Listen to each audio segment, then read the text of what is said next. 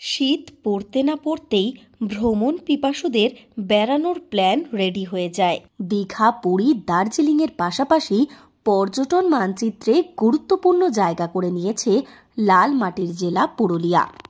পর্যটকদের আকর্ষণ বাড়াতে এই জেলায় গড়ে উঠেছে বিভিন্ন ধরনের নেচার ফ্রেন্ডলি ক্যাম্প, হোমস্টে ও রিসর্ট।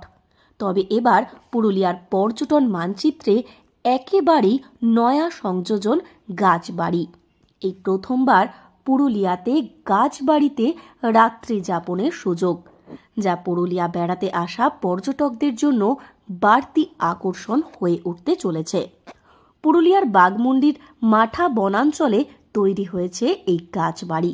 একেবারেই নামমাত্র খরচে প্রকৃতির মাঝে থাকার ব্যবস্থা রয়েছে এখানে।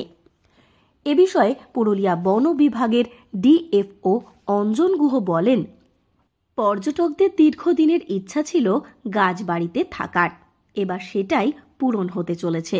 এই প্রথমবার পুরুলিয়ার মাঠা রেঞ্জে গাছবাড়িতে রাত্রি যাপনের সুযোগ মিলছে।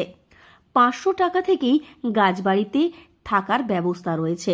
বন বিভাগের অফিসিয়াল ওয়েবসাইটে গিয়ে বুকিং করতে হবে তার জন্য। এখন আপাতত 2টি গাছবাড়ি রয়েছে। আগামী দিনে গাছবাড়ির সংখ্যা বাড়ানোর পরিকল্পনা রয়েছে তাদের। গাছবাড়ি বা ট্রি হাউস পুরুলিয়ার বুকে তো এই মাঠা রেঞ্জেই প্রথম এটা রয়েছে। আপাতত 2টি ঘর আছে। পর্যটকদের খুব আকর্ষণ আছে গাছবাড়ির। যদি আরেকটু বাড়ানো যায়, পুরোটাই বুকিং হয়ে গেছে গাছবাড়ি। গাছবাড়িতে থাকার কি খরচ রয়েছে? গাছবাড়িতে থাকার খরচ খুবই সামান্য, ওই আমাদের 500 টাকা, বা যেটা ভালো ঘর আছে সেটা 1000 টাকা, এরকমই রেট আছে। সরকারি রেট। এটা অনলাইন বুকিং করলে সরকারি স্লিপ সব কিছু পাওয়া যায়। হ্যাঁ, বন দপ্তরের অফিসিয়াল সাইটে বুকিং করতে পারবে। বছর শীতের মৌসুমে পর্যটকদের আকর্ষণ গাছবাড়ি অবশ্যই বলা যায়। পুরুলিয়ায় এই প্রথমবার গাছবাড়িতে থাকতে পারবেন পর্যটকেরা।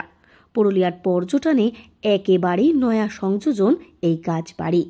এর আগে দক্ষিণবঙ্গের অন্যান্য জায়গাতে গাছবাড়িতে থাকতে গেলে পর্যটকদের বিপুল টাকা খরচ করতে হতো, কিন্তু এখন মাত্র 500 টাকার বিনিময়ে পুরুলিয়াতে গাছবাড়িতে থাকতে পারবেন পর্যটকেরা। এর জন্য wbsfda.wb.gov.in এ গিয়ে অনলাইনে বুকিং করতে হবে।